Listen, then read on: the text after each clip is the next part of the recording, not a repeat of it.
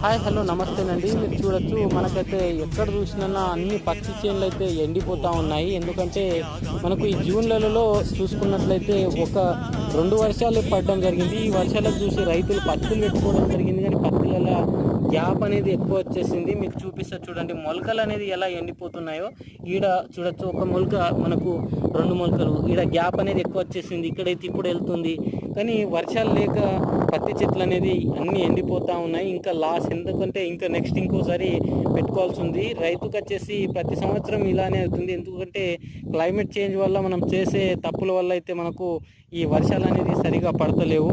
మనం చూసుకోవచ్చు, రైతు అనేది ఇక్కడ ఏతే వర్షం వాటర్ అయితే పెడతా ఉన్నాడు. ఈ వాటర్ పెట్టినట్లయితే వెళ్తాయో లేదనేది చూడడానికైతే వాటర్ అయితే పెడతా ఉన్నాడు, కానీ ఈ వాటర్ కూడా సరిగా పోస్తలేదని బోర్ చెప్తా ఉన్నాడు. కానీ మనకు ట్రై అయితే చేస్తూ ఉన్నాడు, ఒకవేళ మొలకలు వెళ్తాయని చూద్దామని.